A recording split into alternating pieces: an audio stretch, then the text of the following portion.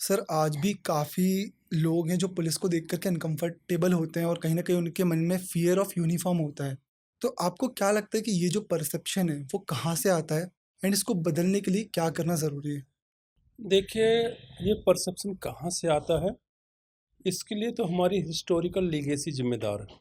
जब ब्रिटिशर्स यहाँ आए, 1757 में प्लासी की लड़ाई, इसके बाद 1803 में वो दिल्ली प्रवेश किए, 1857 में पहला सिपाही विद्रोह हुआ और 1858 में गवर्नमेंट ऑफ इंडिया एक्ट लाया गया।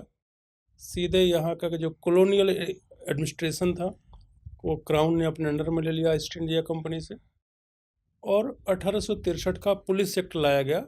जो पहले पुलिस व्यवस्था चलती थी, उसको सबको मर्ज करके उन्होंने अपनी तरह की पुलिस व्यवस्था लागू की। उस समय ब्रिटेन के जो गृह मंत्री थे वो रॉबर्ट पील थे।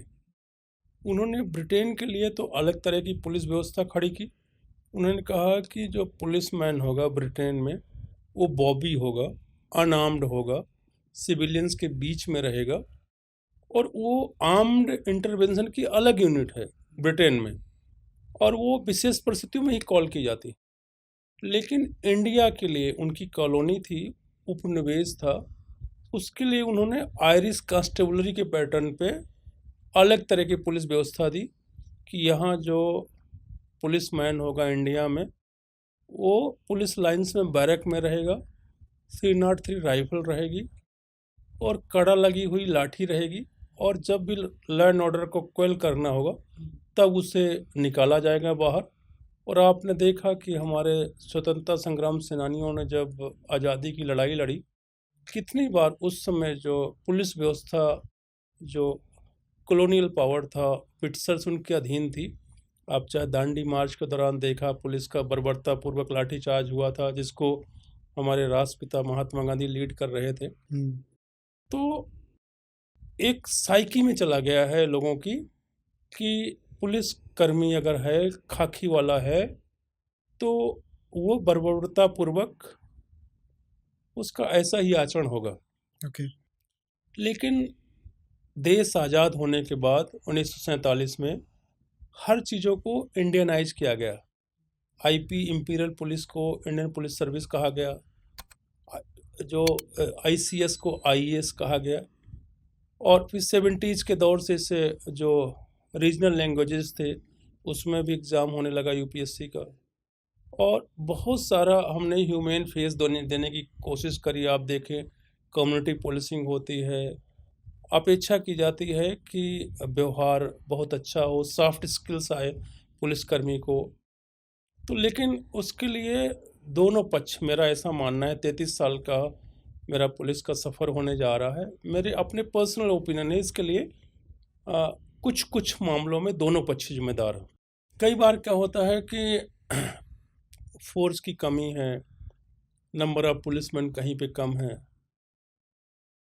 और उस पे रिजल्ट देने का प्रेशर है, जल्दी केस को वर्कआउट करना है, हर जगह जाना है, ट्रैफिक इंतजाम भी देखने हैं, वीआईपी ड्यूटी भी देखनी है, और साथ में जो अचानक, जैसे मान लीजिए कहीं मर्डर हो गया, अब पुलिस का काम है कि सीन ऑफ क्राइम में जाएगी, सीन ऑफ क्राइम को सिक्योर करेगी, फिर सुराग लगाएगी, पतासाजी करेगी, फिर अब तो काफ़ी हमारे पास टेक्निकल गैजेट्स भी हैं कि हम देखेंगे, कॉल डंप निकालेंगे और ट्रेस करेंगे। लेकिन इसी बीच पुलिसकर्मियों को सिंपल प्लेन क्राइम इन्वेस्टिगेशन नहीं करना पड़ता। अचानक भीड़ इकट्ठी हो गई, भीड़ ने वहाँ पे लॉ एंड ऑर्डर क्रिएट कर दिया, पथराव शुरू हो गया, तो अब पुलिस को 2-3 फ्रंट में लड़ाई करनी पड़ती है। तीसरा, अब मीडिया ट्रायल होने लगता है, हाँ, मीडिया अपनी तरफ से इन्वेस्टिगेशन करने लगती है। फिर अब इंटरेस्टेड पार्टीज़ भी आप देखें मीडिया को अपने तरह से इस्तेमाल करती हैं।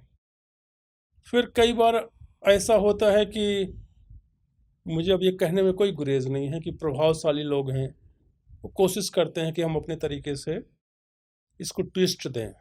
हालाँकि बिल्कुल प्रभावित नहीं होना चाहिए हमारा इन्वेस्टिगेशन, हमारी पुलिस की जो वर्किंग है, किसी भी प्रभावशाली व्यक्ति के कहने पे, किसी भी तरह का प्रभावशाली हो, लेकिन फिर भी वो चलता है उसका। फिर आजकल तो इतना ज़्यादा सोशल मीडिया का एज है, सिटीजन जर्नलिज्म है, वीडियो वायरल कर देते हैं, बहुत ही चीज़ें कॉम्प्लिकेटेड हैं। लेकिन फिर भी मेरा ये मानना है कि हमने काफ़ी प्रगति करी है, और पुलिस का जो ह्यूमन फेस है, पुलिस की जो सॉफ्ट स्किल्स है, बढ़ी हैं, अच्छी हुई हैं। कभी कभी बहुत स्ट्रे इंसिडेंट्स में अब हम पुलिस का कभी हाई हैंडेडनेस या वेवार्ड बिहेवियर देखते हैं। अदरवाइज मतलब मोर और लेस इन जनरल पुलिस की कार्यशैली में बहुत ज़्यादा सुधार आया।